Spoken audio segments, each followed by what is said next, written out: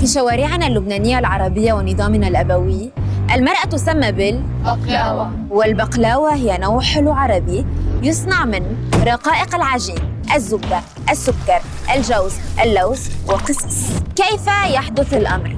تمر الفتاة أم البنت أم المرأة، لأنه في فرق بيناتهم، بجانب السيارة التي يقودها شاب فيقول لها إيه شو؟ البقلاوة صار لها اجيان وبتمشي؟ بلا طول سيرة. البقلاوة التي تتحدث عنها والتي تحلي حياتك تخاف منك ليلاً نهاراً، صباحاً مساءً، مشياً في شارع الحي أم مدخل البناية، لأنك خطر. البقلاوة التي تتحدث عنها والتي تحبك تتفاداك مطبخاً، صالوناً، حماماً، سريراً، لأنك خطر.